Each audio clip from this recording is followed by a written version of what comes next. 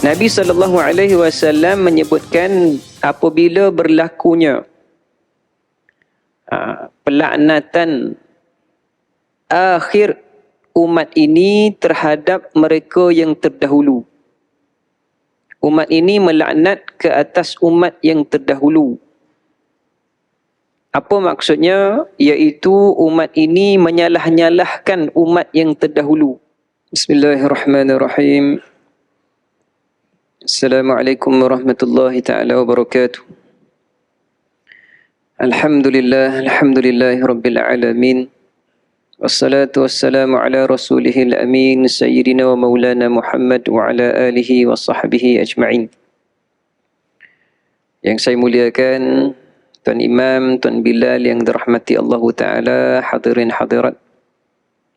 Dan malam yang penuh keberkatan ini, semoga Allah Subhanahu wa Ta'ala mengampunkan dosa-dosa kita, berikan keberkatan di atas amalan kebajikan kita, menerima segala ibadah kita, dan insya-Allah Ta'ala pada hari akhirat nanti Allah Subhanahu wa Ta'ala akan tempatkan kita bersama dengan para anbiya, para syuhada, para salihin fi jannatil ula, dalam syurga Allah Subhanahu wa Ta'ala yang maha tinggi, fi jannatil firdausi a'la, insya-Allah Ta'ala, amin.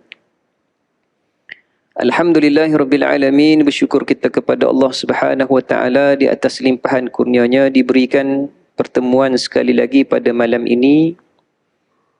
Dan masih lagi kita membicarakan tentang asyratus sa'ah, iaitu berkaitan dengan hari pengakhiran ataupun hari kiamat.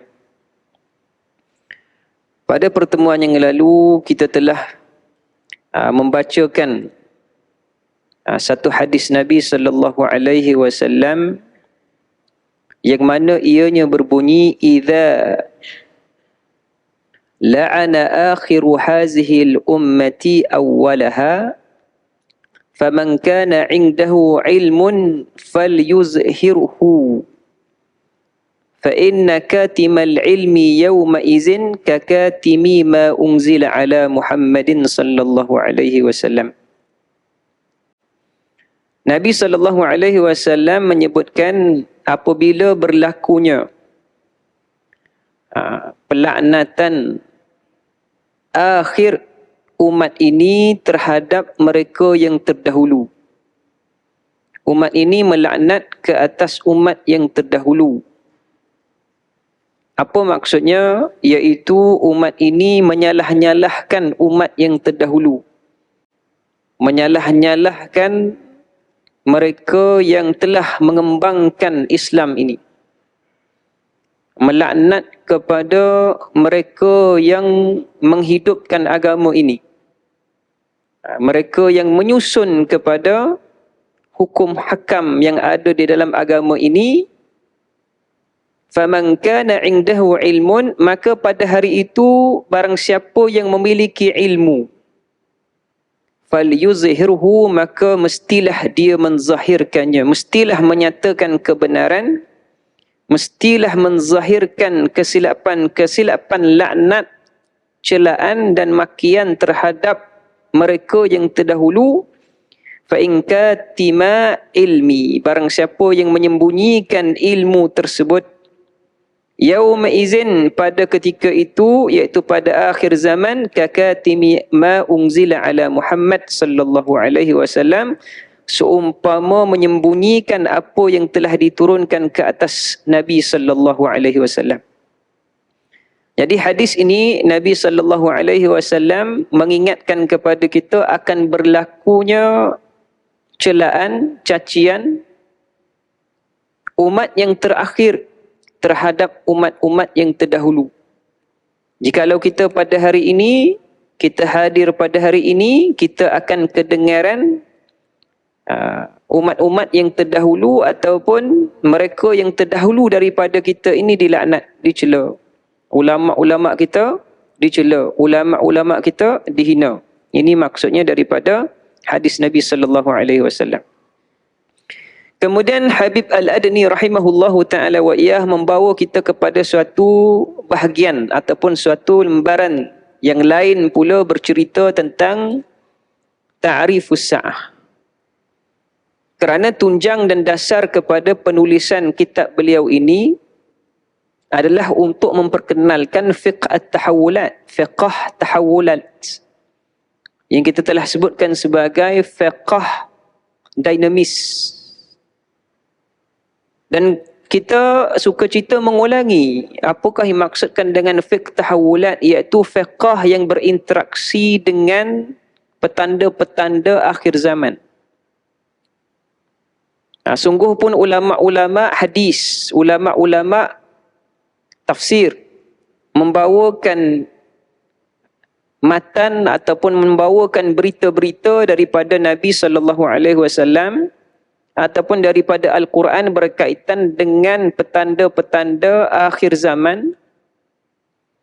Akan tetapi untuk menjadikan manusia umat Islam ini boleh berinteraksi dengan segala petanda itu, mesti memerlukan suatu medium, satu kaedah. Dan kaedah ini disebutkan oleh Habib Al-Adni, ianya mutaghayyir, ianya berubah-ubah. Kan, ianya berubah-ubah mengikut zaman. Kerana sesungguhnya pada zaman-zaman awal Islam, contohnya empire-empire dibangunkan oleh umat Islam yang terdahulu seperti Bani Umayyah, Bani Abbasiyah, Qauluniyah, hattalah kepada Uthmaniyah sekalipun, petanda-petanda akhir zaman ini sudah ada. Tetapi keakraban petanda akhir zaman ini adalah lebih hampir kepada umat selepas daripada itu. Kalau kita lah hari ini adalah umat yang sedemikian, maka kitalah yang paling hampir dengan tanda-tanda tersebut. Jadi naratif ataupun gambaran pendekatan terhadap petanda-petanda ini mesti sentiasa berubah. Ini yang disebutkan oleh Habib Al-Adni rahimahullahu ta'ala wayah. Lalu beliau memberikan maksud yang disebutkan sebagai as-sa'ah. Kerana di dalam Al-Quran apabila menyebutkan tentang kiamat, salah satu daripada namanya yang disebutkan oleh Al-Quran adalah As-Sa'atu, sebagaimana firman Allah Ta'ala dalam surah Al-Qamar, Iqtarabatis Sa'ah. Iqtarabatis Sa'ah. Iaitu firmannya yang bermaksud, firman Allah Ta'ala yang bermaksud Iqtaraba, maksudnya sudah datang, sudah hampir. As-Sa'ah, kiamat itu.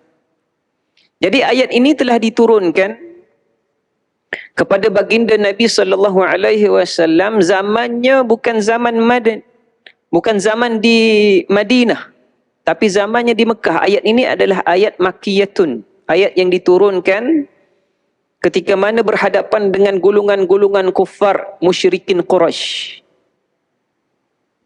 Apabila mereka ini menginginkan suatu isyarat, membolehkan mereka ini merasai keluar biasaan Nabi SAW. Mereka nak melihat mukjizat Nabi. Jadi mereka minta kepada Nabi SAW untuk membelah bulan. Iqtarabatis sa'ah wansyaqqal qamar. Ayatnya begitu berbunyi. Jadi mereka mahu melihat suatu yang luar biasa. Maka ayat ini dimulakan, Iqtarabatis sa'ah, telah hampirlah kiamat, melalu terbelahlah bulan. Disebutkan dalam riwayat, terbelah bulan itu 2 kali. Maka golongan musyrikin menyebutkan, Saharna Muhammadin. Nabi Muhammad ini telah menyihir kita. Dah minta dengan Nabi, belahlah bulan ni, kalau kamu benar, kamu ini Nabi, buat satu perkara yang luar biasa. Suatu yang apa kita panggil, yang lain, yang khariqul adah, yang mencarit kebiasaan. Belah bulan ini. Maka diizinkan oleh Allah Ta'ala kepada baginda Nabi SAW membelah bulan. Apabila terbelahnya bulan itu, katanya pula golongan musyrikin ini, Saharna Muhammad. Muhammad telah menyihir kita. Maksudnya sihir ni dipanggil apa dia? penipuan, pemalsuan dari segi penglihatan dan juga akal. Nabi Muhammad telah menipu akal kita. Faqalu, dan sebahagian yang lain yang menyebut itu, sebahagian yang lain mereka mengatakan la, tak boleh jadi. La yastati'u an yusahharana an-nas kulluhum. Mustahil Muhammad ini boleh menyihir kita semua. Kita semua dapat lihat ni. Mustahil Muhammad dapat menyihir kita semua. Mungkin daripada kita ni yang sedar ini satu perkara yang sihir, penipuan. Tetapi kita semua ini menyaksikan bulan itu terbelah. Ini ayat ini apabila ditafsirkan kepada kita, ulama menyebut beberapa perkara. Perkaranya yang pertamanya, apabila disebutkan iqtarabatis sa'ah, as-sa'ah itu kembali kepada kiamat. Maksudnya pada kewujudan Nabi SAW, Allah Ta'ala telah mengingatkan tentang ja'a as-sa'ah, telah datanglah kiamat. Allah Ta'ala mengingatkan kepada Nabi, mengingatkan kepada orang yang beriman daripada kalangan sahabat pada ketika itu. Pada saat itu, pada saat awal Islam, sudah datang kiamat. Sebab itu dalam hadis Nabi SAW, Nabi menyebutkan ana was-sa'atu kahatain. Kan, Nabi menyebutkan saya dan kiamat itu begini. Begini hampirnya Nabi SAW dengan as-sa'ah. Itu yang pertama. Kita ambil pedoman daripada tafsiran ini. Yang keduanya adalah sikap.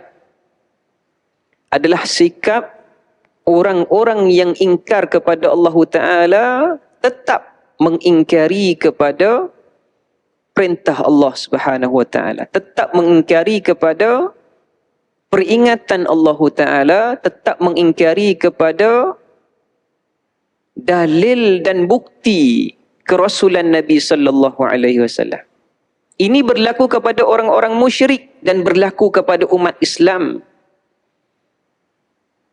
Umat Islam masih lagi leka, mereka melupakan ayat ini telah diturunkan kepada Nabi, kepada para sahabat menyaksikan hal tersebut.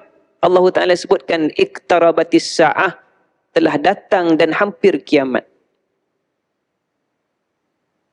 Jadi umat Islam dilekakan. Umat Islam ini leka. Mereka tidak menanggapi dan menerima sebagaimana yang diterima oleh Nabi SAW dan juga para sahabat. Lekanya bagaimana, hadirin hadirat yang dirahmati Allah Ta'ala, mereka masih lagi seronok, masih lagi melupakan ajaran Islam, mempermainkan ajaran Islam, sedangkan kita boleh katakan as-sa'ah, kiamat itu berada di leher mereka sahaja. Bila-bila masa sahaja. Maka Habib Al-Adni rahimahullahu ta'ala wa iyah memperincikan lagi. Apakah yang maksudkan dengan as-sa'ah, kiamat itu? Yang disebutkan di dalam Al-Quran dengan beberapa wajah, dengan beberapa makna. As-sa'atu hiyal qiyamah. Sa'ah itu adalah kiamat. Dalam Al-Quran disebutkan as-sa'ah. Maka ianya bermaksud kiamah. Al-kiamah ni kalau kita terjemahkan secara umum, maksudnya hari kebangkitan. Al-kiamah tu maksudnya bangkit. Tetapi apabila kita faham konteks mafhumnya, ianya bermaksud suatu yang buruk. Satu tragedi, satu peristiwa. Tapi maknanya baik. Maknanya itu adalah makna yang murni. Kan? Maksudnya kita sebut lafaz itu al-qiyamah, maksudnya murni. Bangkit, bangun, murni. Tapi apabila diberikan konteks pemaknaannya, pemafhumannya, kita akan dapati gambaran kepada makna itu adalah tidak murni. Takut, menakutkan, mengerikan. Maka disebutkan kiamat ini ataupun sa'ah ini dengan maksud kiamat ada tiga. Satunya as-sa'atul kubra. As-sa'atul kubra bermaksud saat yang paling dinantikan ataupun paling besar. Event yang paling besar iaitu ba'asun nasi lil muhasabah, dibangkitkan manusia untuk dihisapkan, dimuhasabahkan. Yang keduanya as-sa'atul wusta, namanya itu adalah sa'ah tetapi maksudnya pertengahan. Apa maksud pertengahan? Kubra yang paling besar, rendahnya sedikit, wusta iaitu mautu ahlil qarnil wahid, iaitu kematian mereka yang berada ataupun mereka yang hidup pada kurun yang pertama, yakni daripada kalangan sahabat Nabi sallallahu alaihi wasallam, berdasarkan hadis, ada hadisnya. Kana al-a'rabu idza qadimu ala Rasulillah sallallahu alaihi wasallam sa'aluhu 'anis sa'ah. Orang-orang Arab ini apabila mereka mendatangi Nabi, mereka bertanyakan tentang sa'ah. Tentang sa'ah. Mata sa'atu fanazara ila ahdasi insanin minhum faqala, lalu Nabi menjawab, iya'ishi hadha lam yudrikuhul haram qamat alaikum sa'atukum. Nabi menyebutkan kalau inilah ini, kumpulan sahabat ini hidup dan sampai kepada usia tuanya dan mati, mereka wafat, qamat alaikumus sa'ah, maka itu dikira sebagai masa kalian. Maksudnya di situ 100 tahun.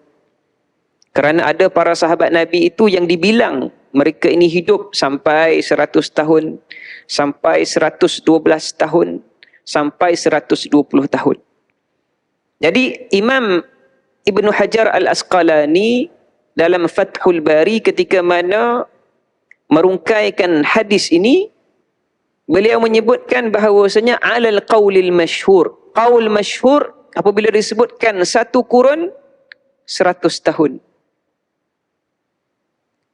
Tetapi yang tepatnya sama ada 112 tahun ataupun 120 tahun. Ala qaulihil masyhur. Yang tepat itu maksudnya ada sahabat yang wafat pada usianya 112 tahun, ada usianya 120 tahun. Tetapi kita ambil yang di tengah-tengah itu, yang dikirakan sebagai satu kurun. Baik. Yang ketiganya kata Habib Al-Adni adalah as-sa'atu sughra. Ketika yang kecil, sa'atul kubra, yang pertama sa'ah al-wusta, sa'ah sughra. Dia ada 3 peringkat. Apa dia maksudnya as-sa'atu sughra? Mautul insan, kematian insan. Matinya setiap insan, kulli insanin mautuhu, setiap insan itu mati, sebagaimana firman Allah Taala, qad khasira alladhina kadzabu bi liqa'illah hatta idza ja'athumus sa'atu baghtatan. Telah rugilah orang-orang yang mendustai bertemunya Allah Taala. Rugilah orang yang mendustai kepada hari pertemuan mereka dengan Allah Taala, iaitu hari kematian mereka. Hatta idza ja'athumus sa'ah, sehinggalah datang waktu tersebut, itu waktu kematian, baghtatan, dalam keadaan diragut nyawa mereka itu. Segera, drastik kematian mereka. Ini pun kita dah sebut pada pertemuan-pertemuan yang lalu. Baginda Nabi sallallahu alaihi wasallam telah menyebutkan mautul fujaah itu kamaitatin himar. Bagi orang yang fasik, orang yang kufar, mereka yang melakukan dosa besar, orang yang kafir, yang bukan Islam, yang matinya tidak dalam Islam, mautul fujaah, mati fujaah itu mati mengejut.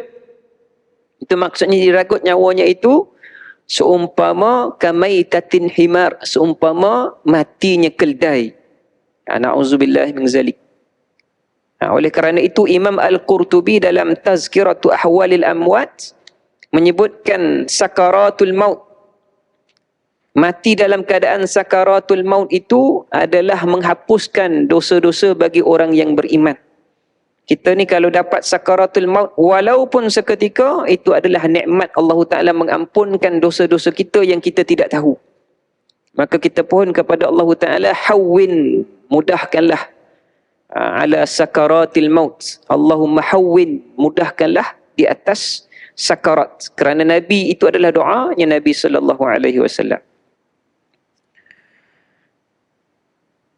Qala al-Qurtubi, berkatalah Imam Al-Qurtubi rahimahullahu ta'ala wa iyah, telah berkatalah ulama-ulama kita, sesungguhnya setiap mayit, orang yang mati itu dibangkitkan pada hari kiamat.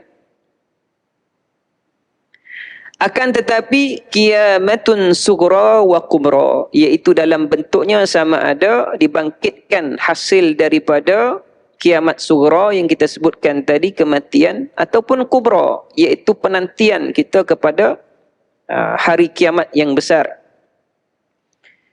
Maka dimaksudkan dengan sughra tadi adalah bangunnya setiap manusia dalam keadaannya yang tersendiri ketika mana keluar rohnya itu, dan berpisah dengan ahlinya, iaitu ahli keluarganya, terputus daripada kehidupannya, kesenangannya, dan terhasil di atas amalan-amalannya. Seandainya ia baik, maka baiklah. Seandainya ia jahat, maka jahatlah. Wal qiyamatu kubra, dan dimaksudkan pula dengan kiamat kubra itu adalah meliputi kepada manusia, ta'khuzuhum akhzatan wahidah, diambil dengan suatu keadaan sahaja. Maksudnya kiamat kubra ini adalah kiamat yang dimatikan semua manusia dalam satu keadaan. Ini ada perinciannya lagi, sama ada bagaimanakah disebutkan orang-orang mukmin itu akan dimatikan dengan satu tiupan angin yang lembut, yang halus, yang dingin, keluarnya daripada Yaman. Ada satu lagi yang menyebutkan bahawasanya kiamat itu adalah berlaku kepada golongan kufar wal musyrikin, iaitu golongan-golongan yang hidup dalam keadaan jahiliyatil athani, iaitu jahiliyah yang kedua. Maksudnya kita ni selepas sahaja kewafatan Nabi Isa, selepas sahaja berakhir pemerintahan Imam Al-Mahdi pada akhir zaman. Kalau Imam Al-Qurtubi bagi accurate time, kan dia bagi duration. Ini tuan-tuan boleh lihat dalam tafsir Al-Qurtubi dan sebagainya. Imam Al-Qurtubi menyebutkan Nabi Isa itu, selepas kewafatan Nabi Isa itu, berlangsung kehidupan ini selama 120 tahun ataupun 180 tahun. Masih ada lagi waktu di situ. Tetapi 40 tahun yang terakhir itu sudah bangkit golongan-golongan munafikin, wal juhala, wal musyrikin, dan mereka ini menguasai dunia pada masa itu. Dan juga pemerintahan Al-Mahdi. Al-Mahdi itu ada keturunan-keturunannya sehinggalah datang rajulun min Juhainiyah, dan juga akhirnya ada nama seorang pemimpin daripada keturunan Imam Al-Mahdi itu Jahjah. Ini akan diperincikan lagi lah. Kita banyak lagi nak sampai ke situ lagi. Jadi perincian-perincian ini disebutkan dengan secara telus dan juga secara apa kita panggil accurate dalam perbahasan ulama. Baik. Al-qiyamatul kubra hiya allati ta'ummun nas wa ta'khuzuhum akhzatan wahidah. Jadi disebutkan dengan kiamat kubra tadi adalah kiamat yang diambil manusia dengan satu keadaan saja, itu matinya adalah keadaan yang saja. Baik. Dan ini akan berlaku pada akhir zaman, akhir betul-betul, penamat, penutup. Adapun kiamatul wusta, kiamat wusta tadi yang kita telah sebutkan, Habib Al-Adadi menyebutkan kematian satu kelompok manusia pada kurun yang awal. Maksudnya daripada kalangan sahabat Nabi sallallahu alaihi wasallam, ia juga adalah menterjemahkan kepada al-ibadatul jama'iyah. Apa dipanggil ibadatul jama'iyah? Iaitu pembunuhan secara kelompok. Pembunuhan secara kelompok. Kalau kiamatul kubra, ianya meliputi semua manusia. Kiamatul wusta yang pertengahan itu kelompok manusia. hiyal harju wal mautul mujahhizul mansus alaihi fil alamati, iaitu yang berlaku bertepatan dengan hadis Nabi sallallahu alaihi wasallam yang namakan dengan al-haraj. Kita dengar, selalu dengar ni hadis ni, namanya al-harju, al-harju. Nabi apabila ditanyakan mal harju ya Rasulullah, al-qital, al-qatlu, pembunuhan. Jadi sahabat kata, kalau al-qatlu itu bermaksudnya perang, kami sentiasa berperang dengan orang-orang musyrikin. Setahun sekali puratanya kita berperang dengan orang musyrikin. Maka Nabi kata, bukan itu maksudku. Maksudku adalah peperangan di antara kamu, pembunuhan di antara kamu, sehinggalah jiran membunuh jiran. Sehinggalah anak saudara membunuh bapa saudaranya. Dan orang yang membunuh dan yang dibunuh tidak menyedari tentang perlakuan tersebut. Ini ada hadisnya. Maka Al-Qiyamatul Wusta yang disebutkan oleh Habib Al-Adni ini, rujuknya adalah Al-Harju, iaitu Al-Mautu Mujahiz Al-Mansus, kematian yang telah dirancang. Kalau kita nak terjemahkan dengan bahasa moden, massacre, genocide, terpulang. Tetapi ianya merujuk kepada pembunuhan yang bersifat jama'i. Jadi pada zaman pasca modernisasi ini kita menyaksikan pembunuhan yang terancang. Banyak. Kalau tuan-tuan lihat dalam sejarah kita, sejarah dunia lah kan, Perang Dunia yang Pertama, sebelum Perang Dunia yang Pertama 1939 kita sudah dikenalkan dengan pembunuhan jama'i. Pembunuhan jama'i. Bukan Holocaust sahaja, tapi pembunuhan jama'i yang dilakukan oleh Stalin dan juga Hitler. Action T4 ataupun the eugenics program. Itu terancang. Sehingga kan terhasil Nuremberg Code 1947 atau tak silap saya. Kan? Sehingga kan terhasil Nuremberg Code itu adalah menunjukkan bahawasanya telah berlaku pembunuhan terancang sebelum Perang Dunia yang Pertama. Kedua. Perang dunia itu juga termasuk dalam pembunuhan terancang. Jadi katanya Habib Al-Adni, Qiyamatul Wusta ini bukan berlaku pada suatu masa sahaja, dia berlaku banyak masanya. Kemudian yang ketiganya adalah Qiyamatu As-Sughra yang kita telah sebutkan tadi, itu khurujul ruhul mar'i wa firaqu ahlihi, itu keluar nyawanya seseorang dan berpisah daripada ahli keluarganya. Dan Imam Al-Barzanji telah membahagikan as-sa'ah ini ataupun yang kita telah terjemahkan sebagai kiamat ini dengan petanda-petanda ataupun amaran-amaran dia. Amaran yang disebutkan oleh Imam Al-Barzanji, pertamanya qismun zahara wa anqadda. Amaran terhadap kiamat ini telah berlaku, telah zahir dan telah tiada, telah hilang. Maksudnya telah selesai. Kan, telah selesai. Wahyal imaratul ba'idah, iaitu amaran-amaran yang telah berlaku lampau. Kalau kita sebutkan tadi hadis Nabi SAW menyebutkan ana wa sa'atu kahatain, saya dan kiamat begini. Maka Nabi, kewujudan Nabi itu, penzahiran Nabi itu adalah alamat kiamat, sudah berlaku. Wa qismun zahara wa lam yanqaddi bal la yazalu yatazayadu wa yatakamalu. Satu bahagian yang lagi katanya Imam Al-Barzanji, zahir, sedang zahir, sedang timbul, sedang berlaku.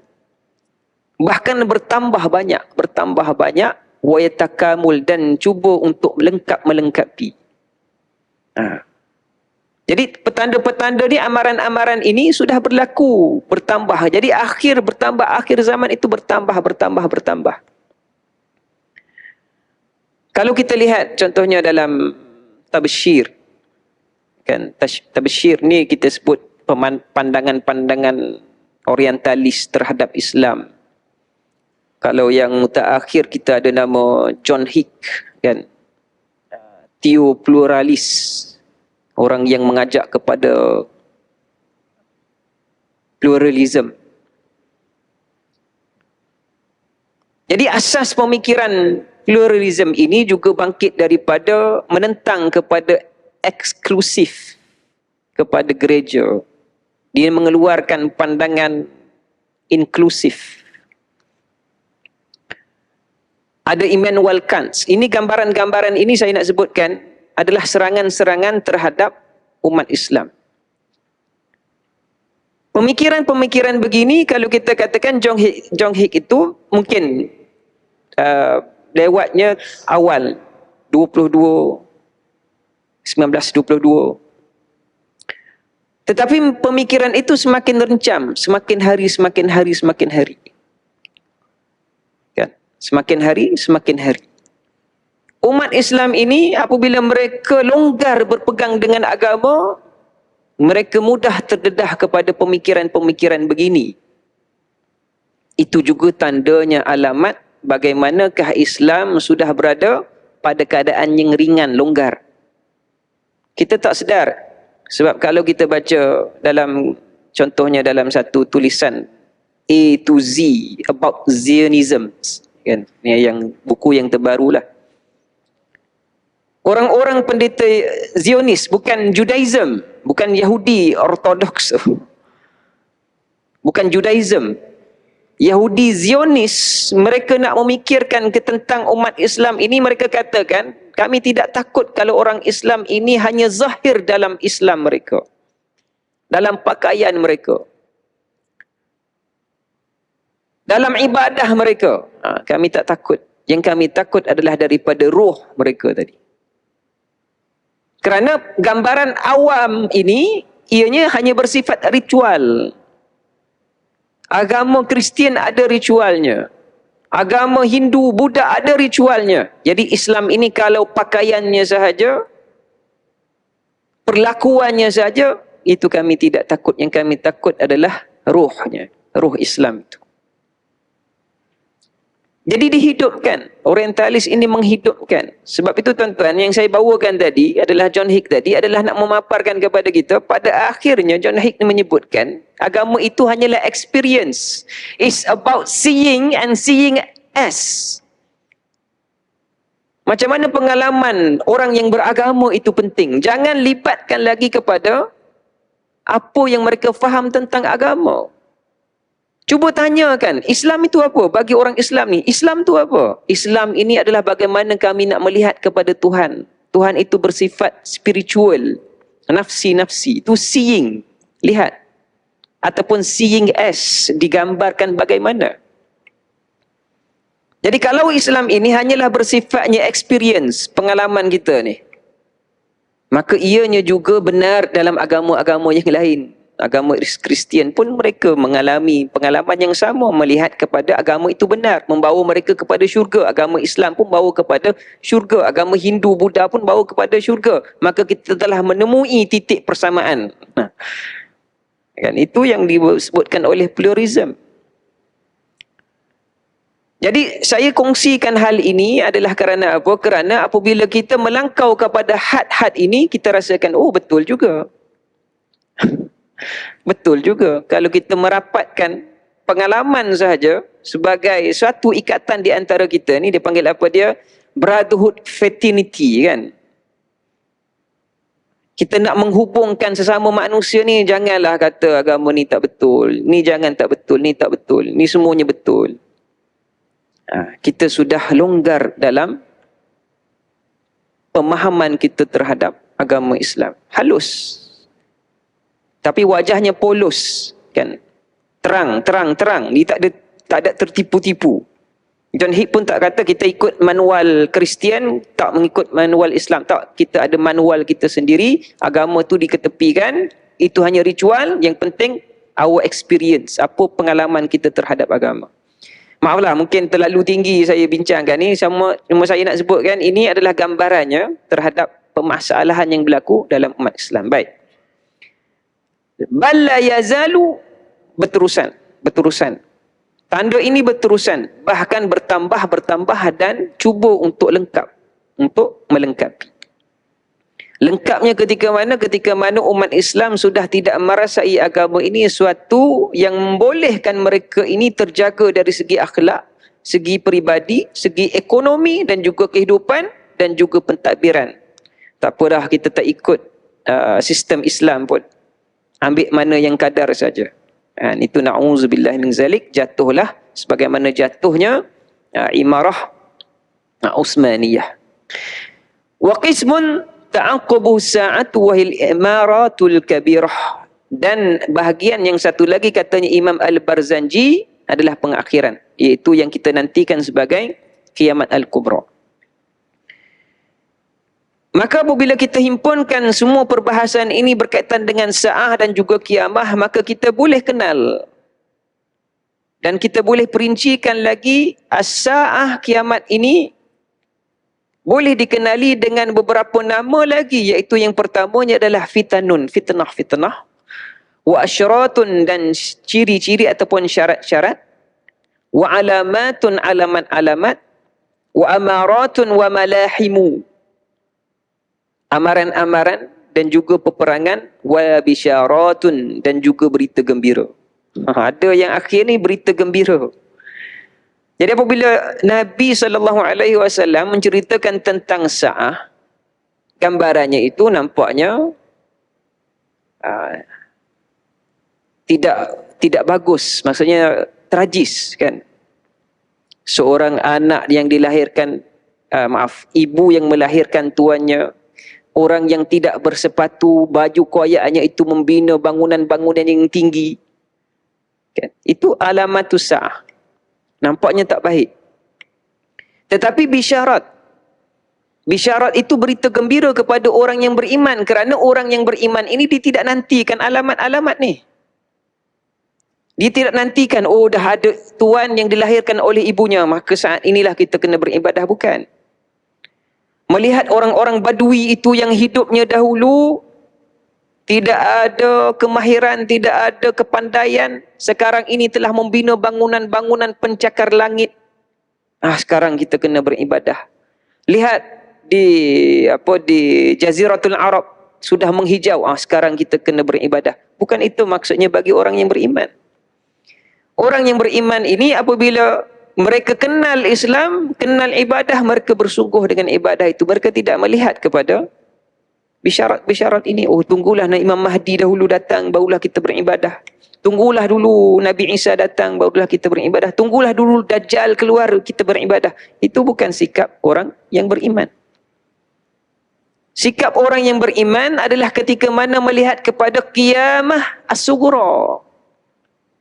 Kalau nak juga kepada alamat-alamat tadi, nak juga kepada petanda-petanda, kita yang paling hampir, ada kiamat kita yang paling hampir dengan kita. Kiamat as-sughra, apa dia?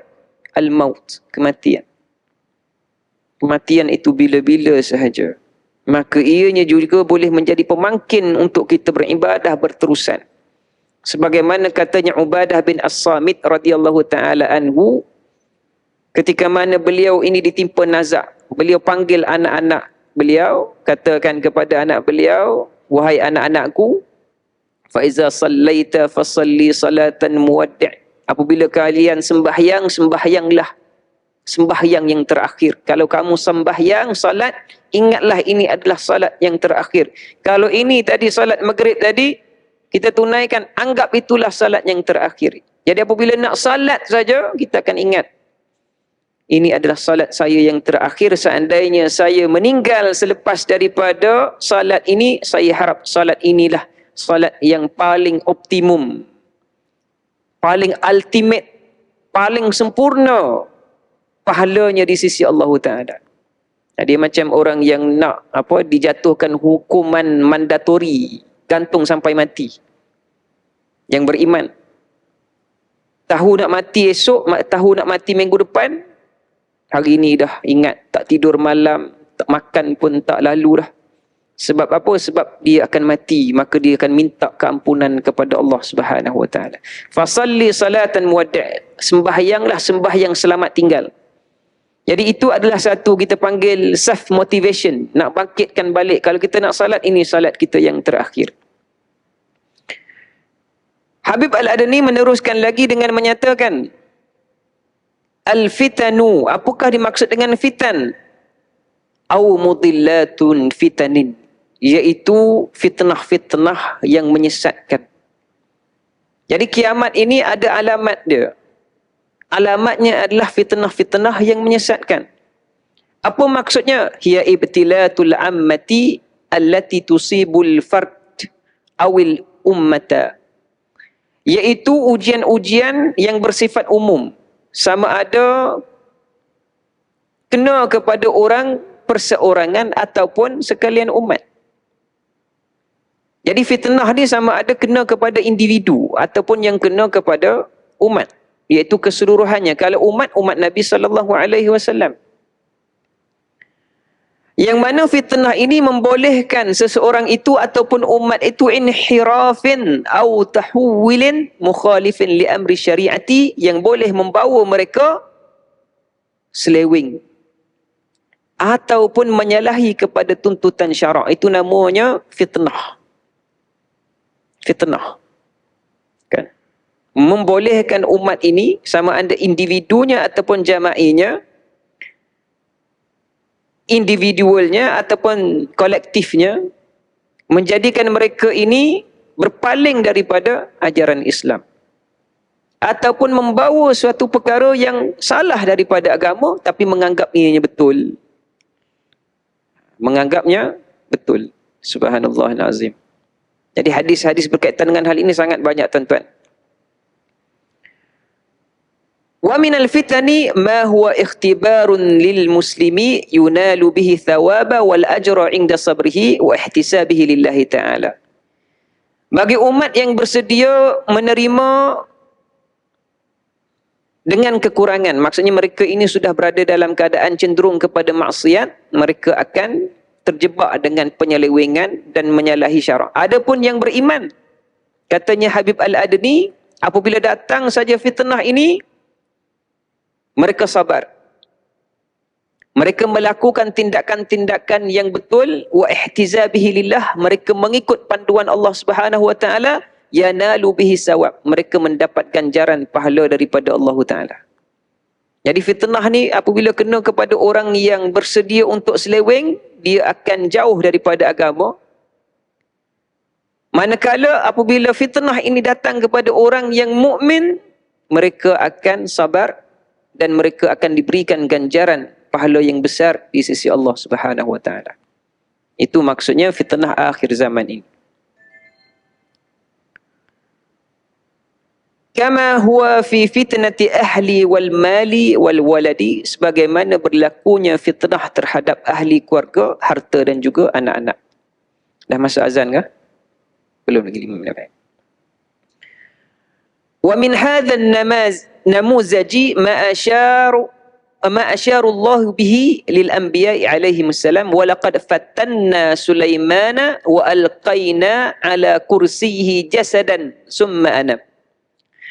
Contohnya dibawakan dalam Al-Quran. Fitnah ini diberikan kepada orang yang beriman. Siapa dia? Sulaiman. Dan kami telah mendatangkan fitnah kepada Sulaiman. Apa fitnahnya Nabi Sulaiman ini? Fitnahnya satu ketika Nabi Sulaiman ini pernah diambil, pernah dicabut kekuasaan pemerintahannya.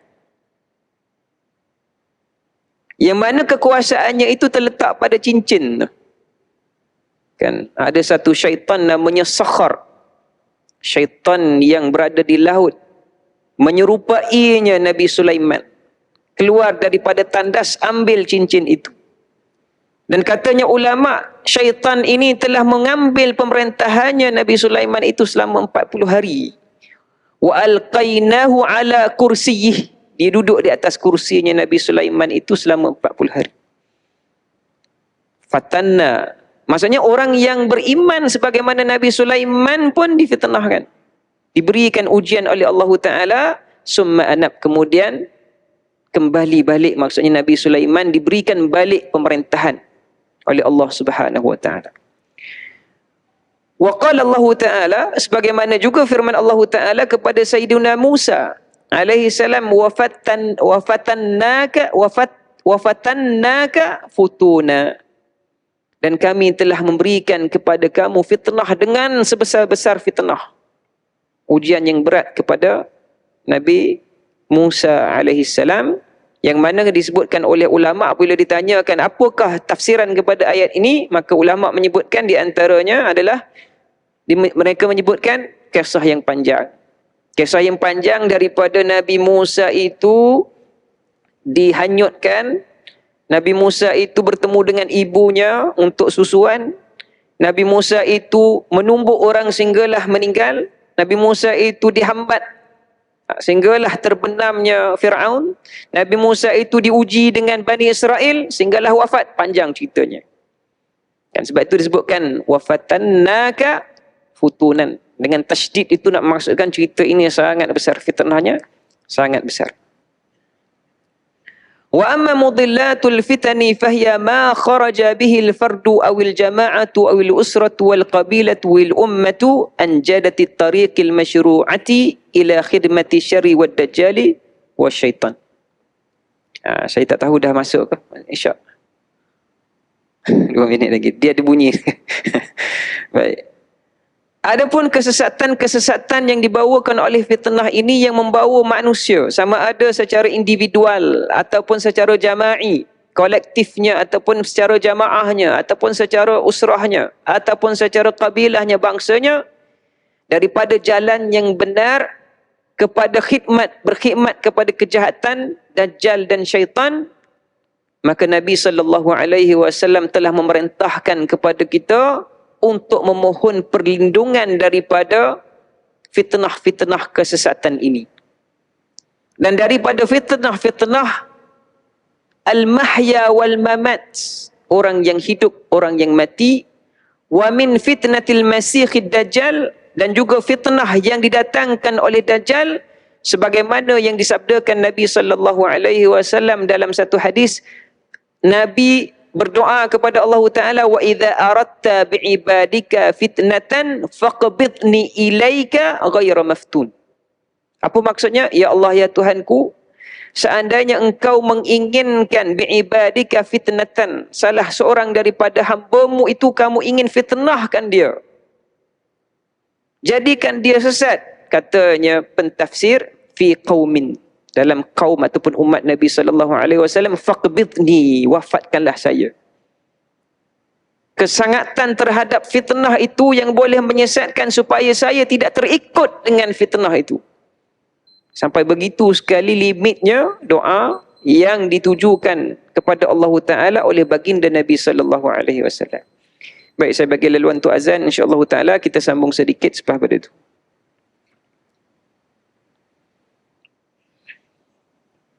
Bismillahirrahmanirrahim. InsyaAllah ta'ala saya sambung sedikit saja. Kemudian selain daripada al-fitanu, fitnah, alamat ataupun petanda-petanda kiamat juga disebutkan dengan al-ashrat, iaitu syarat-syarat. Sebagaimana yang disebutkan dalam Al-Quran, fahal yanzuruna illa as-sa'ah an ta'tiyahum baghtah faqad jaa'a asyratuha. Allah Ta'ala telah menyebutkan as-sa'ah faqad jaa'a asyratuha, telah datanglah syarat-syaratnya. Dan ini juga berdasarkan hadis Nabi SAW. Kita dah sebut bahawasanya pengetahuan tentang alamat al-kiamat ini adalah termasuk daripada rukun agama. Ianya sendiri adalah isyarat yang jelas daripada hadis Jibril ketika mana Nabi SAW ditanyakan tentang Islam, iman, ihsan. Maka Nabi menjawab semuanya sekali ini. Kemudian Jibril bertanya dalam hadis yang sama. Jibril bertanya, matas sa'ah. Kan? Bilakah berlakunya kiamat? Maka Nabi menjawab, orang yang bertanya itu lebih mengetahui daripada orang yang ditanyakan. Maka Jibril bertanya lagi, apakah syarat-syaratnya, apa petanda-petandanya? Sebab itu Syekh Fahmi Zamzam rahimahullahu ta'ala wa iyah, ni guru kita yang mulia, guru-guru tuan-tuan. Kan murid-murid beliau pun ramai yang mengajar di sini, tak silap saya lah. Macam Ustaz Muhadir dan sebagainya. Beliau menyebutkan dalam kitab beliau petanda kiamat besar dan kecil. Beliau menyebutkan wajib ke atas umat Islam ini mempelajari tentang petanda-petanda kiamat. Walaupun sedikit. Maksudnya tidak belajar secara intens. Bagaimana kita belajar fiqh, belajar fardu ain yang lain. Tapi mesti juga belajar. Supaya kita ini tidak boleh dimanipulasikan. Kerana petanda-petanda akhir zaman ini banyak orang bercakap. Banyak orang yang bercakap. Banyak yang berikan takwilan. Sehingga menghasilkan pengikut-pengikut yang tersendiri. Sebab itu Habib Al-Adni tampil dengan fiqh tahawulat beliau adalah untuk mengembalikan umat Islam ini kepada landasan Al-Quran dan juga hadis.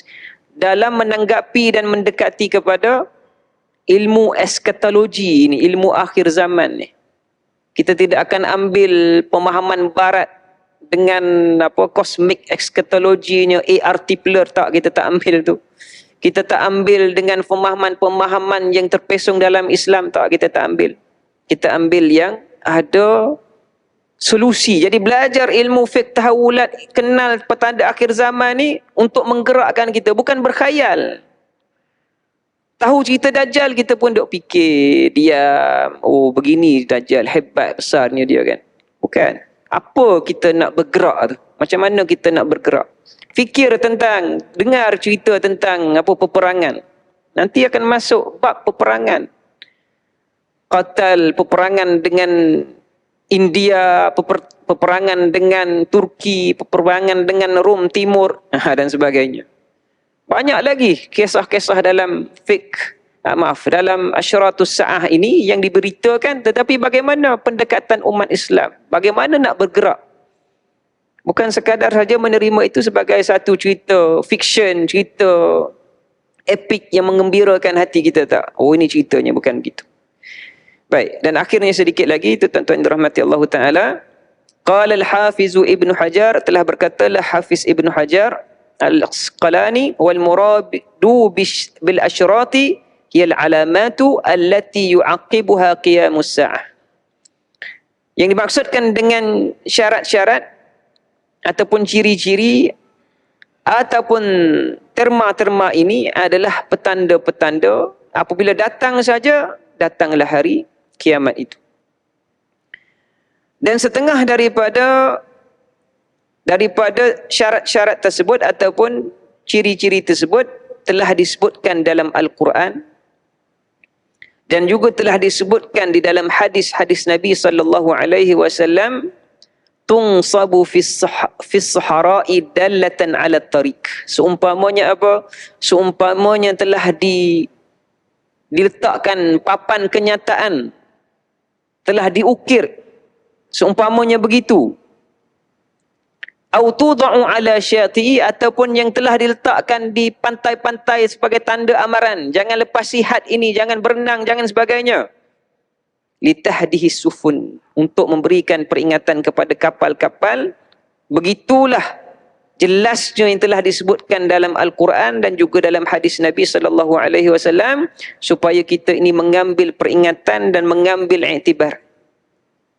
Kita bukan buat ignore je, bukan. Oh, ini ada tandanya. Ada tak tanda pada kita? Atau berlaku dalam situasi zaman kita, kehidupan kita, bagaimana umat Islam, iman mereka, akidah mereka, akhlak mereka. Jadi sehari demi sehari kita akan bercakap hal ini tanpa kita refer balik dan kita buat connection dengan Asyratus Sa'ah. Kita tahu dalam masyarakat kita akhlak, moral jatuh, korupsi berlaku. Kan adab hilang ke laut. ibadah hilang ke laut. Tapi kita tak mampu nak buat connection tadi dengan asyaratus sa'ah, maka dengan demikian kembali balik kepada Al-Quran, kembali kepada hadis Nabi sallallahu alaihi wasallam untuk mengenal setiap daripada petanda-petanda ini. Naktafi bihadzal qadar, cukuplah kadar ini. Saya pun maaf banyak kekurangan daripada saya, semua yang baik daripada Allah Subhanahu wa taala. Aqulu qouli hadza wa astaghfirullah li wa lakum. Assalamualaikum warahmatullahi taala wabarakatuh. Alhamdulillahi Rabbil Alamin. Assalatu wassalamu ala rasulihil amin Sayyidina Maulana Muhammad wa ala alihi wa sahbihi ajma'in. Allahumma fakkihna fi dinikal Islam wa ulumi dini akramal akramin. Wa sallallahu ala Sayyidina Maulana Muhammad wa ala alihi wa sahbihi ajma'in. Walhamdulillahi Rabbil Alamin.